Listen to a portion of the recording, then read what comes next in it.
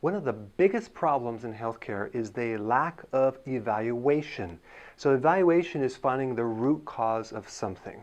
It's investigating to find the true thing that caused something. So I'm going to take in this video just one symptom and pull the string and show you what I do, because every time you treat a symptom, you camouflage the symptom and you perpetuate the problem.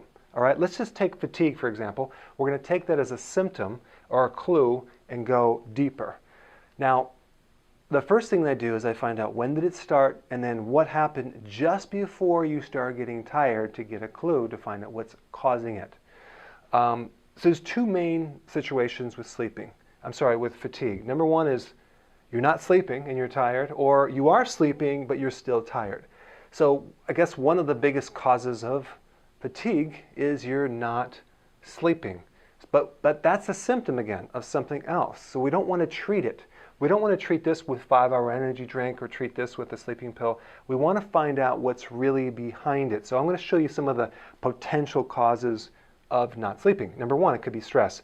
It could be your adrenals are burnt out and you're stuck in stress because you've been pushing. It could be that you stopped smoking 20 years ago and you were so dependent on the nicotine that the stopping of smoking created stress in the heart because nicotine artificially opened up the coronary artery to the heart, and then you actually relaxed and you actually can breathe better. So when you smoke for many years and you stop, you could actually have a problem with your heart being tired because it's never adapted. So I have a lot of people that when they stopped smoking, after that they were just stuck in stress and they were tired and they couldn't sleep because of that one point. Okay, so it could be a physical reason. Maybe you have pain in your back. Maybe you have a pain in your neck and you can't get comfortable. What if it's a hot flash? That could be it too. Or maybe it's your sinuses. That's called sleep apnea, right? And they label it and then they treat it. But what causes the sinus? Let's go a little deeper with sinus. What causes sinus? Well, what causes the thickened mucous membranes could be a lack of vitamin A, right? We could have lack of vitamin A, but it could be you don't have enough bile from your gallbladder to digest the vitamin A, and that's why you're not absorbing it from the food that you're eating. And by the way, kale shake is high in vitamin A, and that's why it helps the sinuses. Or it could be the adrenals are so stressed that that high level of cortisol could cause atrophy of certain nerves in the back of the neck that go to the mucous membranes and swell up the sinuses. So a lot of people with adrenal problems end up with sinus problems because the treatment for sinuses are a lot of times steroids, because steroids are adrenal hormones. So that's another little causation. It could be allergies, but again, what causes allergies? A weak adrenal. So we're just trying to pull the string. It could be a nutritional factor. It could be low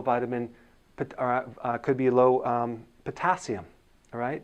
Because maybe your diet's not high enough in potassium because you're not eating enough vegetables. Or it could be too much sugar that's pulling out the potassium. So we got to look at both angles.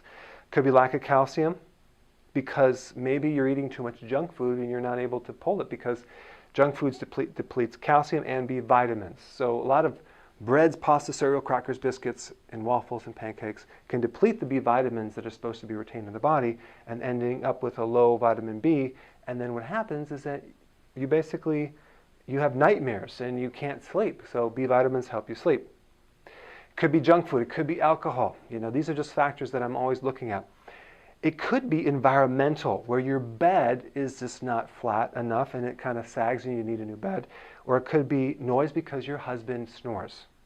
Or what about your dog? Do you sleep with your dog? Some patients sleep with their dog. And I'm like, that's not going to work because the dog's fidgeting all night long.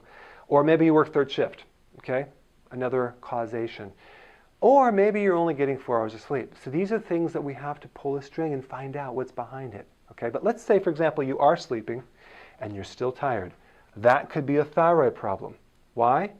We got to find out why. It could be high estrogen levels coming from a heavy period of fibroid.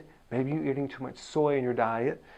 Or you just got pregnant and you spiked the estrogen and then the thyroid became a problem and then you couldn't sleep. So these are things that you want to dig deeper.